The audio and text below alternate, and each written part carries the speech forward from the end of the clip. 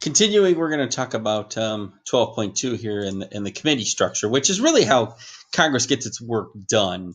So let's take a look at the worksheet the note sheet that you're filling out here. Committees in Congress here, and the standing committees are really the permanent panels, the ongoing panels to which similar bills can be sent. There's 20 in the House, 16 in the Senate. So let's take a quick look here. Here's the ones in the Senate, for example: foreign relations, budget, energy and natural resources, judiciary. Under each of these, they have subcommittees, which we'll talk about in a second. Here's the House committees. Similar committees, a little bit of, sometimes they're named a little differently, like foreign relations, foreign affairs. There's ones for agriculture. There's still one in the judiciary. There's a rules committee in the House that dictates what where the bills will go, based on feedback from the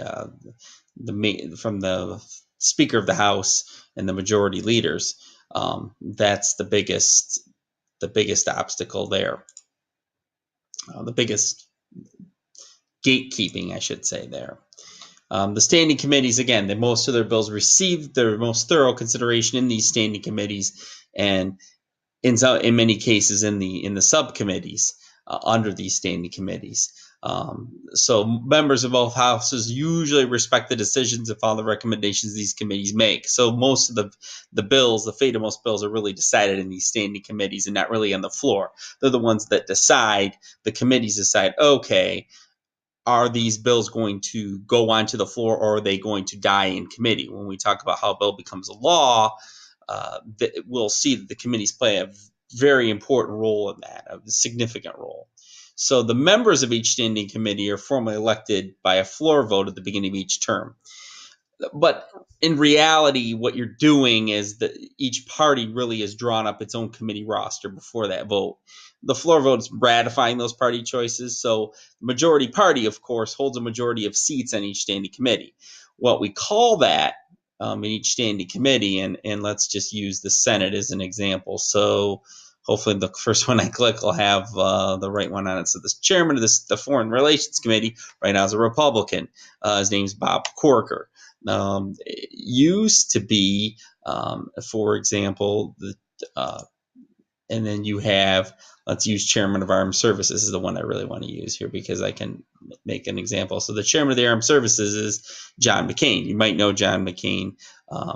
And it used to be, when the Democrats were running we're in the majority in the Senate, the chairman was a gentleman from Michigan. His name was Carl Levin.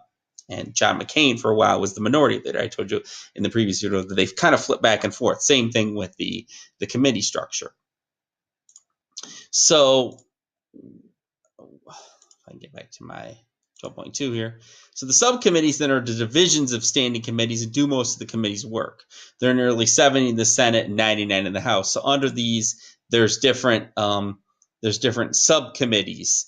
There's different subcommittees under education and the workforce and so on. So if I go excuse me, back to the Senate, there was a good one here under foreign relations. So it actually gives an idea of a hearing that they had about the future of Iraq's minorities, what's next after ISIS. Talked about a subcommittee under the Senate Foreign Relations Committee. Here's an example on Western Hemisphere, transnational crime, civilian security, democracy, human rights, and global women's issues. Again, they're a little bit more narrow. So sometimes those subcommittees aren't necessarily permanent.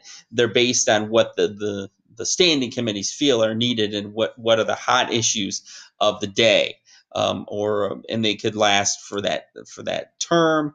They could last for that session, depending on what's needed. I think I kind of alluded to the Rules Committee being referred to number 5 as the traffic cop in the House, because of controlling the flow of bills to the floor. I kind of talked about that. Although, like I said, the Speaker of the House and the Majority Leader really have a big say in that as well. In addition, what goes into the Rules Committee and so on. So the function that select committees often exercise, there's these terms called select committees. They exercise what's the oversight function, conducting investigations of federal agencies or of specific issues. Let's see if we've got any select committees open right now. There's none listed here, but I think in the Senate we've got a couple select committees listed. Yeah, so select committees on ethics, intelligence, aging that are open, standing select committees, especially the one on ethics and on intelligence.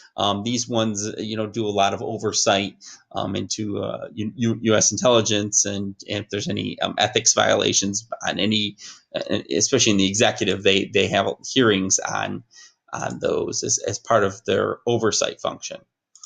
So let's go back to the joint committees are composed of both members of the houses. So you've got joint committees in the Library of Congress, joint committees on printing, joint committee on taxation, joint economic committee. You've got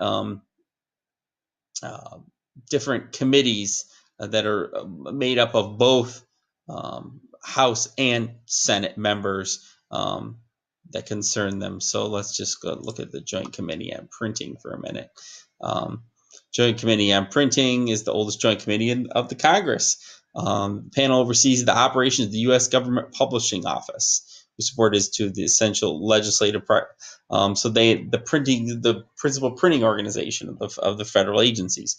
So there's been a joint committee on that since the 1840s, as you can see, for example. Back to this, the joint committees. 4 permanent joint committees. I think I just talked about them. Joint Economic, Joint Committee on the Library, Joint Committee on Printing, Joint Committee on Taxation. So there they are, the 4 permanent joint committees that meet semi-regularly to discuss issues and possibly direct legislation on issues related to their domain or their realm.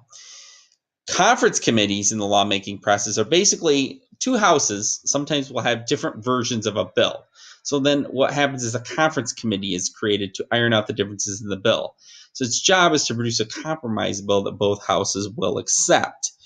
This might happen with, for example, the repeal of Obamacare was one where there might have been a conference committee if the Senate, which they did not, they came close. If the Senate had been able to pass a bill that had repealed Obamacare, the House had already passed a version. So what would have happened after that, if the Senate had been able to pass that bill to repeal Obamacare, which they failed, there would have been, because the Senate and the House would have passed like 2 different versions of the same bill roughly, so that what they would have done is reconcile those in what's called the conference committee. And the conference committee would say, okay, and then that bill would have to, how it would be compromised, that bill would have to actually be put up to vote back both in the House and the Senate again, as to make sure that it passes. So that's the role of the conference committee in the lawmaking process. So again, the big takeaway of committees in Congress is the majority of the work of the Senate, the House and the Senate are done in committees, far and away. What you see on the floor, there's votes, there's debates, but that's after a lot of work has been done in committee.